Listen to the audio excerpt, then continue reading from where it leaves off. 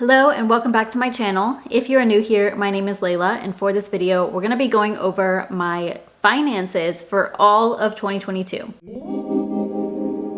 For the month of January, I put out so many videos related to, wrapping up 2022. So we're slowly getting through all of them. This is kind of the big one, the overall, where I go over the goals that I set for the year, how much my net worth increased, how much debt I paid off, etc. We still have one more video to go through. So next week I'll be putting up everything about my spending. So adding up all of my spending from 2022 and sharing that with y'all. I've been doing that every year, I think, since I've had this channel.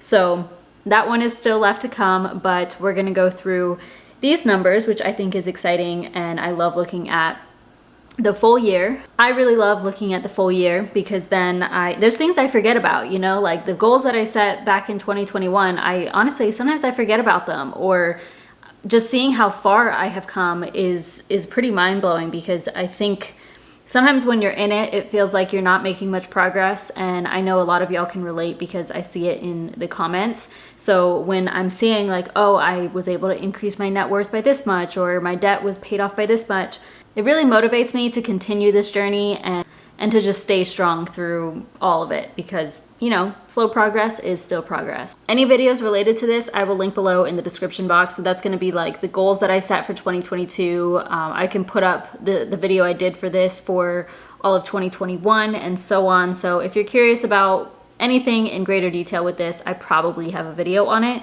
But we're first gonna start with the goals that I set for 2022, and I have quite a lot, so I'm gonna just kind of run through them. Unless this is the first video that you're watching, I feel like y'all have heard me talk about this a million times, so I'm gonna try not to talk about everything too much. Goal number one was to be debt-free. I wanted to be completely debt-free, and that was like a big milestone. It would have taken quite a lot of money to get there.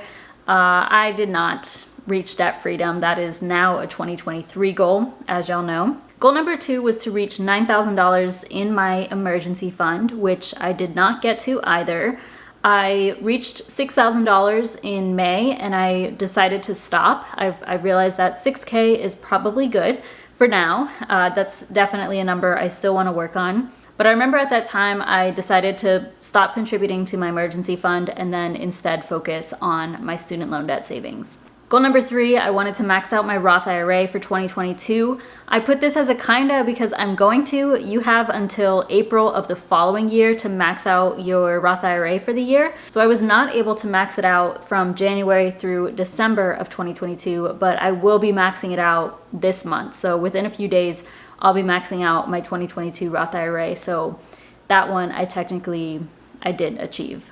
Goal number four, I wanted $25,000 across my investments, and I was close, so close. So by the end of December 2022, I had $24,721 across my investment account. So, that's across multiple things, my Roth IRA, my brokerage, my 401k, and so on. 2022, the market performed really poorly. So I know in a normal time, I guess you could say, or any other year before this, in like the last 5 years or so, this would have been over 25K, but the market was quite a bit down throughout the whole year and definitely toward the end of the year. So yeah, I can't really control that, but the more money I invest, the better, of course. So a lot of that money was money that I did invest, but that number does depend on how the stock market is doing. And yeah, you can see, didn't quite hit that goal, but that's okay. Goal number five was to make $25,000 in online income, $25,000 gross income, and I did not. I got close, and I'll go over that number in just a moment because I'm going to share with you a breakdown of my income from all of the sources. If you watch my side hustle income report videos, you already know how much I made, but I was close, like less than $3,000 away, which is really exciting. My next goal was to work with 12 or more new clients for the coaching that I offer. So I do offer one-on-one sessions to help people budget, save, pay off debt, all the things. It's one of my favorite things to do. I absolutely love it.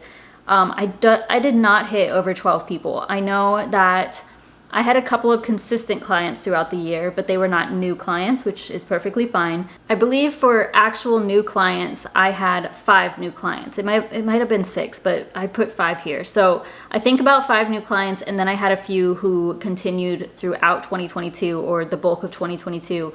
So I'm still really grateful for that, but I would love to see this number increase. I have a lot of plans for 2023. I'm thinking like group coaching.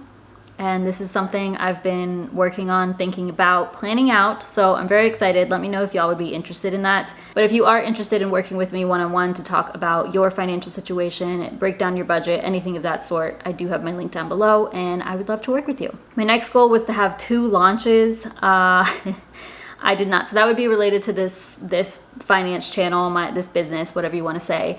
I had 2 ideas. They're still in the works. One of them I barely made progress on, like at all. The other one I've been working on for years and it's ready. Like it's ready, I just need to do it. So basically what I'm saying is I did not reach this goal. I did not have 2 launches. I didn't have any launches. So I didn't set the goal for 2023, but I'm kind of just doing things. Like I don't want to set goals and not hit them. I just want to, go with the flow and do them, not stress myself out about them, but I'm pretty sure, at least one of these things is coming in 2023. And then the final goal I set was to open 2 new credit cards, which I did. I do like to open new credit cards so I can take advantage of the cash back bonus, like the sign up bonus. And I like to have multiple credit cards. So if there's something that benefits me in their reward program, then I will probably use it on a regular basis and then make more cash back on the things I spend money on most frequently, like groceries or, travel, things of that sort. So I did achieve this goal. I actually opened 3 new credit cards. I opened one in December, so I haven't received that payout, like the reward yet. I haven't hit that yet, but it was still 3. I also opened 2 checking accounts to take advantage of bonuses from that perspective. And then I also opened another high yield savings account to get a bonus from that. So yeah, I do quite a bit and I went over that goal, so that's good. Okay, now let's talk about some numbers, the exciting stuff. First up is my debt, and in case you are new here, I do have $36,000 of student loan debt, but I have not been actively paying those down because they're in forbearance and at 0% interest. They've been that way since March of 2020. And we don't have to make payments on those, so I've been saving for them, and it actually benefits me to save for them because I keep the money in a high yield savings account. I now have 2 savings accounts, but I earn money on that. So I'm making money off of my debt, and then once we do have to make payments again, I will make a lump sum payment, and I do expect to be completely debt-free or have enough money saved to be debt-free within a few months. So stay tuned for that. But at the beginning of 2022, so January 1st, I had about $12,080 saved for my student loan debt. And then by the end of 2022, I had $24,721 saved. So that's an increase of $12,641. As you can see, that's an average of about $1,000 per month, give or take, because some months were a lot higher, some months were lower. But yeah, on average, $1,000 per month. When I look at this, it doesn't feel significant, to be honest, because it felt like I was putting so much money toward my student loan debt. And I'm a little bit disappointed in this number. Of course, I'm proud of it. Like, that's a decent chunk of cash. I know that. The other thing is that I was investing throughout this time. I did shift careers. Yeah, I guess I was expecting a little bit more, but I am pretty happy with that. And that does leave me, going into 2023, I now only have to save like $11,000 or so to completely pay off my debt. And I feel really confident that I'll be able to do that in the next few months. This definitely wasn't my strongest year, I don't think, in regards to paying off debt or saving for my debt. But in combination with everything, it was definitely my strongest year because I started my 401k with a new company, and that was 6% of my income, working on maxing out my Roth IRA. I did reach a higher savings amount. So everything all together looks really good, but just seeing a $12,000 increase for my student loan debt is disappointing, only because I really, really wanted to be debt-free like as soon as possible, definitely in 2022, but I felt like, $12,000 short, so that's all right. Let's move on to my income. I have multiple sources of income. The primary source of income is my full-time job. And actually at the start of this year, in January and February, I was working a different job than I have been working since then. But that was a big accomplishment in and of itself to me in regards to just my career and my income, especially my future income, because I do expect my income to increase a lot more over the next couple of years. But from my full-time job, my total earnings were $60,859, and that is gross income. My net income, this is a little bit difficult to calculate because my previous job was kind of weird. Like they didn't take taxes out and it was just a little finicky. So this number isn't exact, but my total net income from my full-time jobs came to $45,095. I really don't have too much to say about that. I guess like that's all right. It is what it is. I would like my full-time job income to be higher, but I am brand new to this industry, so that's fine. And I do appreciate having a stable income. Like there's just something so comforting about having that. And you know, my side hustles, obviously I do that on the side while I'm working on it and trying to build it up into a full-time income. It's great to have this. And plus the health insurance, I get the 401k with a match. Yeah, all the benefits that come with it is more important to me, to be honest. I mean, the income would help. To have a higher income would be like life-changing. But yeah, I really don't have much else to say about it. So that's just is what it is. From my side hustles, I earned about $22,795. So that is the largest amount I've ever earned. A big chunk of it happened in the final quarter of 2022. I do have a breakdown of every single month. I have a video for every single month of where my side hustle money came from. Actually, you know what? I didn't write this down, but I could go ahead and break it down for y'all because I keep track of everything on Google Sheets. So let's look at my side hustle income. The smallest amount was Etsy, which we're like not even gonna talk about that. I closed down my Etsy shop actually in like March. So I made like $6 from Etsy. The next one would be Teachable. This is where I have my courses. That was about $307. Next is Mediavine. These are display ads on livinglikelayla.com. That was almost $1,500. That was $1,476. Then we have, let's see, M1 Finance. I do count M1 Finance as income because I have to pay taxes for that. So they count it as income. These are referrals, by the way. $1,580 from M1 Finance. That was all invested in my brokerage account. Financial coaching, that was $2,158. This next number is pretty crazy. So this one is direct support, either Venmo or Buy Me a Coffee. I combined it. So if you watch my Transfer Tuesdays, you've probably heard me mention like I received something from Venmo. There are people who choose to support me, and that was $3,824 from y'all. That's crazy. Thank you so much. Like, wow, that's pretty significant. And all of that money went toward my debt. So y'all literally helped me out with like a fourth of my student loan debt this year. So thank you. I do report that income, by the way. So I pay taxes on that. Next up, I combine these two. So sponsorships as well as affiliate sales, affiliate earnings. That was $4,577. Definitely my strongest year for that. And then the final one, the biggest one, is YouTube, and that came to $8,866. So that was the largest chunk of this, but you can see how everything adds up all together. I'm so happy about it. I've been working on this for so long. My side hustles, everything that I do on the internet, I've been doing for a long time. So don't think that this was like an overnight success whatsoever. I put so much time and effort into all of this. It may not seem like it, but I promise, I don't even need to explain myself. It's a lot, you know? So to earn $22,795 in the year means a lot to me. And of course, I'm working on increasing that. Next is extra income. This came to $6,587. This is a mix of multiple things, some of which I'll break down, but I would not be able to go through and break everything down. But this is literally like sales that I made on Poshmark or on Facebook Marketplace, the apps that I use, like Upside, or I bought a Rakuten, all of that stuff, credit card cashback, credit card sign-up bonuses. if I got a tax refund, if I got birthday cash, like on my birthday, I think I got a couple $100s. That's all included in this. So it's literally a whole plethora of things.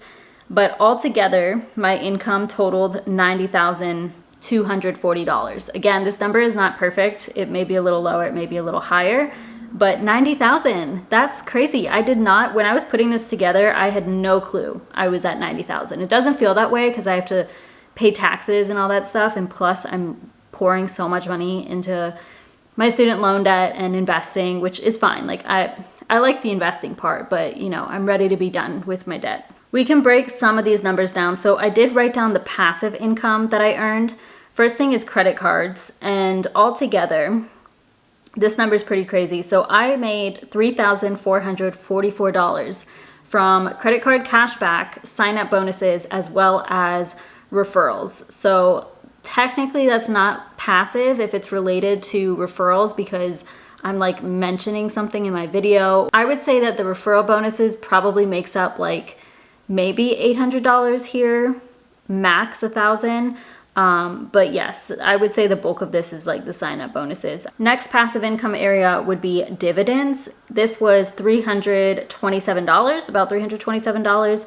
Not too bad. I really want this to go up. Again, this depends on the stock market primarily because that's where dividends come from, the money that you have invested. So the bulk of that was from my Roth IRA and 401k. And then the final area of passive income is from my high yield savings account with Marcus by Goldman Sachs. I do have another savings account now, but I didn't open that until late December, so I didn't get anything from that. In my high yield savings account, I gained more than $633 in interest. This did include one $100 bonus, but $633 that's crazy. That's literally just free passive money. Like I put the money in there and it grows on its own.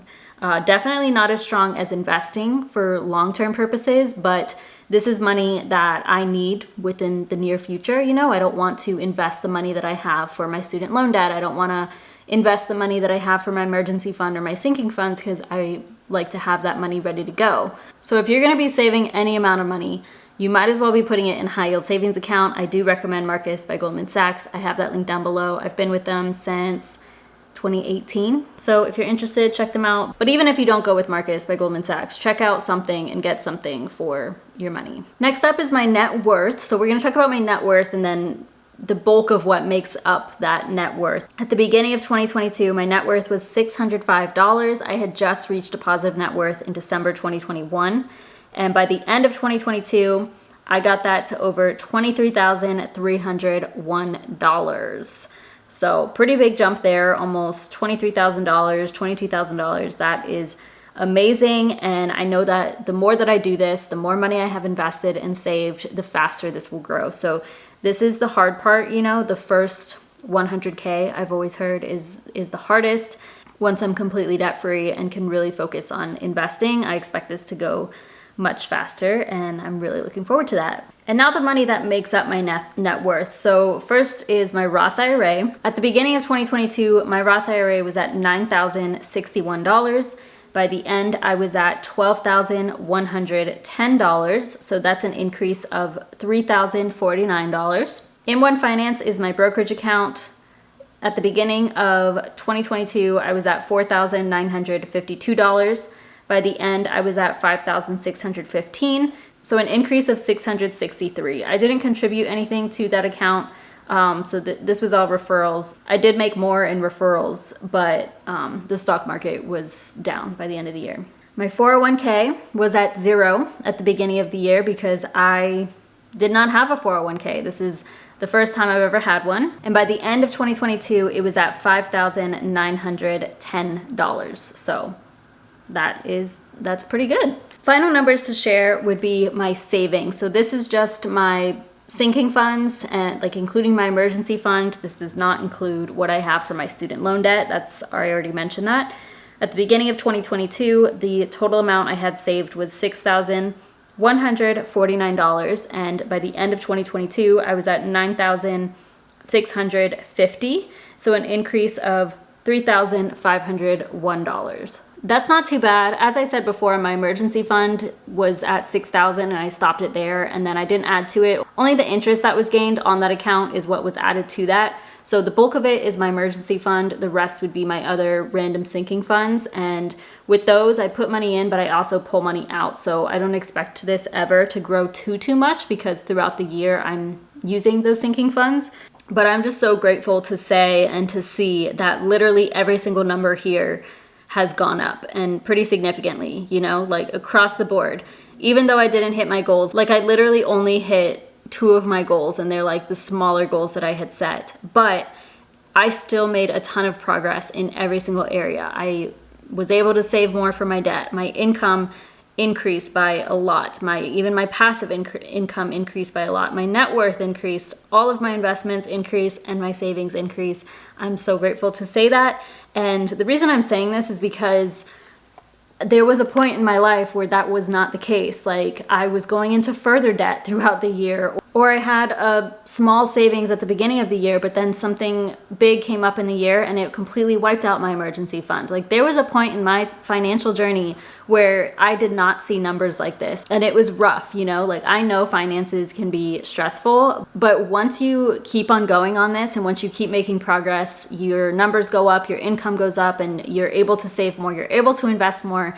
It gets easier. Like, it will be so much easier. And I know even going forward, like after a couple of years, and when I have more money invested, my money's just going to grow on its own. And I'm not the only person that this happens to, you know? So you may be watching this and compare yourself to my numbers, but please do not do that. Like, your numbers are just as important no matter where you're at. Just keep on working toward it. Even if you didn't make progress, even if you went a little bit backwards this year, that's okay. Just keep on trying every single day, every single month. Work on positive things with your finances, and you will eventually get there. And also, thank you. Thank you so much for being here. As I've been saying recently, I don't care if you've been here for a couple of hours or if you've been here for the past 3-4 years of this journey of mine. I just really appreciate you. Thank you for being here. A lot of this would not be possible without this YouTube channel, without y'all watching me. So huge shout out to you. But that's gonna be it for my finance review for 2022. Please comment down below if you have any questions. Feel free to share what you accomplished throughout the year. I would love to hear it. Thank you so much for watching. Please give this video a thumbs up and subscribe if you haven't already, and I'll see you in my next video.